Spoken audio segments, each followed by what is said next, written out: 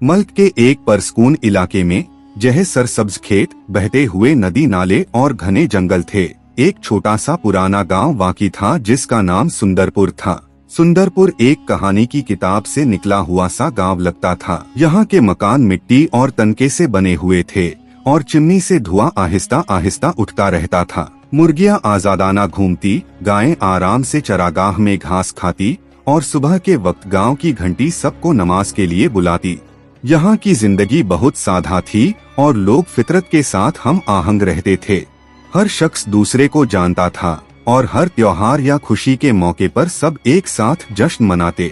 इन सब के बीच एक किसान रहता था जिसका नाम रामू था। वह एक सादा जिंदगी गुजारने वाला आदमी था जिसके पास सिर्फ एक छोटा सा खेत था जो उसके खानदान के लिए काफी था। मगर रामू की सबसे बड़ी दौलत उसकी दीदारी, मेहनत और मेहरबानी थी। रामू हर दिन सूरज निकलने से पहले जागता, नदी से पानी लाता और सूरज डूबने तक खेतों में काम करता। उसके हाथ खुरदरे, कपड़े अक्सर मिट्टी से भरे और जूते पुराने थे, मगर वह कभी शिकायत नहीं करता था। उसे अपनी सादा जिंदगी पसंद थी। ताज़ा मिट्टी की खुशबू, परिंदों के गाने और बच्चों की हंसी सब कुछ अजीज था। रामू अपनी बूढ़ी माँ और छोटी बेटी मीरा के साथ रहता था। उसकी बीवी का इंतकाल तब हो गया था जब मीरा बहुत छोटी थी और दोनों का रिश्ता अल्फ भरा और मजबूत था।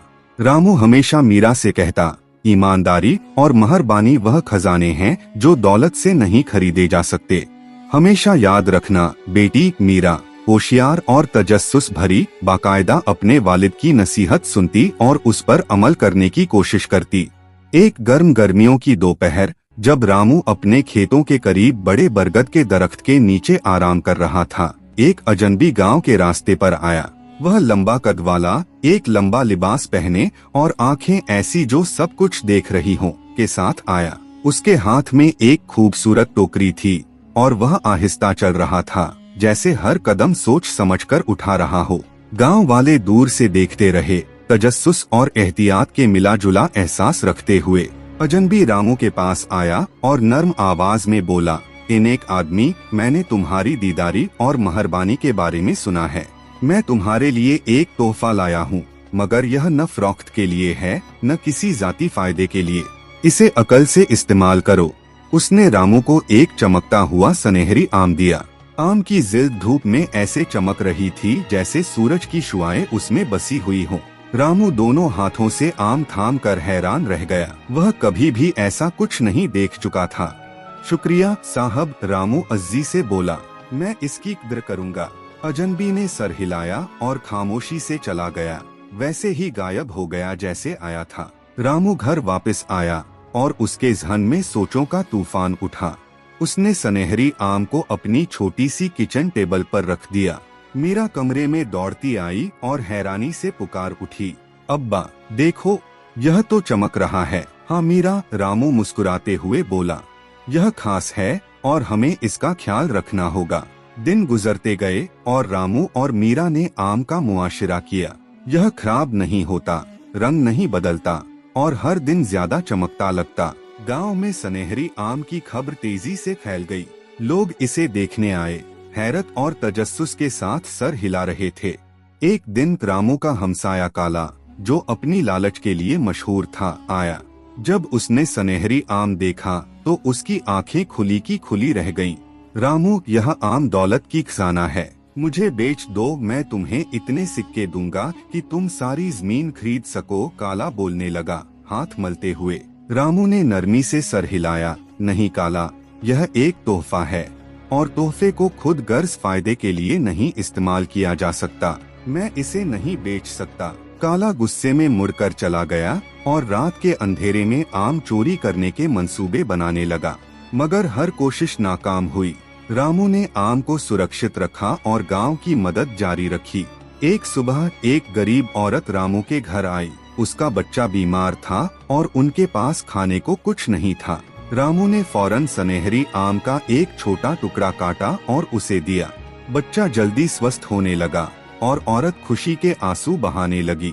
जल्द ही और लोग भी अपनी जरूरत के साथ आए। एक भूखी फैमिली, एक बूढ़ा आदमी जिसकी आंखें कमजोर थीं और बीमार बच्चे। हर बार रामू ने आम के छोटे हिस्से सबके साथ बांटे और हर बार आम जादुई तौर पर अपनी पूरी शक्ल में वापस आ गया। गांव वाले हैरान रह गए। वह रामू की तारीफ करने लगे, न कि आम के लिए बल्कि उसकी सखावत के लिए। बच्चे उसके पीछे खेतों में चलते, सब्जियां और पौधे सीखने लगे। महिलाएं खाना पकाने और खेतों की देखभाल के लिए उससे मशवरा लेती। यहाँ तक कि बुजुर्ग भी इज्जत से सर हिलाते जब वह गुजरता। सुंदरपुर रामू की मिसाल की वजह से मेहरबानी और सखावत का गांव बन गया। इस दौरान काला की हसद बढ़ती गई। उसने रामू को धोखा देने की कोशिशें की, रिश्वत दी और रात के वक्त आम चोरी करने की साजिश की, मगर हर मंसूबा नाकाम हुआ। आम लगता है अपनी हिफाजत खुद कर रहा था।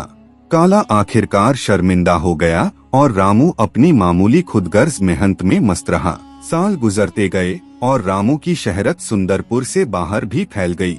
मुसाफिर सनहरी आम और उस किसान के बारे में कहानियां सुनाते जो सबके साथ बिना लालच के बांटता। यहाँ तक कि बादशाह भी रामू की दीदारी और मेहरबानी के किस्से सुनकर प्रभावित हुआ। बादशाह ने खुद सुंदरपुर जाने का फैसला किया। जब बादशाह आया, उसने रामू को खेतों में काम करते पाया, मिट्टी में हाथ मुस्कुराते हुए और मीरा की मदद के साथ। बादशाह ने रामू को महल में आने के लिए कहा।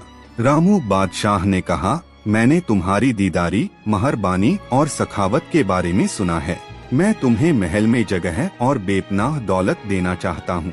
तुम एक आरामदायक और इज्जत भरी जिंदगी के मस्तक हो।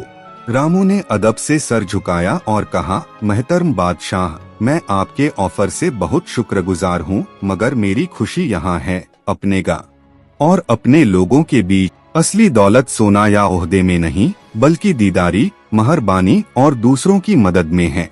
मैं अपनी सादा जिंदगी से मस्त हूँ। बादशाह रामू की जी और हिकमत से प्रभावित हुआ। उसने हुक्म दिया कि सुंदरपुर की तरक्की के लिए मदद प्रदान की जाए, खेतों के लिए बेहतर पानी की सहूलियत, बच्चों के लिए स्कूल और छोटा सा अस्पताल। रामू की मिसाल ने न केवल गांव बल्कि पूरे इलाके में असर छोड़ा।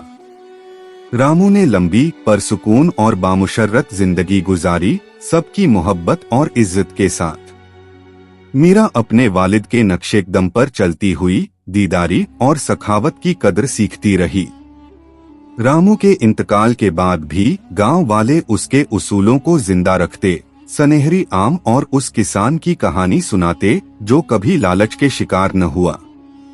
नस्लों बाद भी सुंदरपुर को एक ऐसा गांव याद रखा जाता था जहाँ दीदारी, मेहरबानी और कम्युनिटी की अहमियत सबसे ज्यादा थी। रामू की जिंदगी का सबक साधा मगर गहरा था। असली दौलत दौलत में नहीं, बल्कि सखावत, दीदारी और दूसरों के साथ मोहब्बत में है।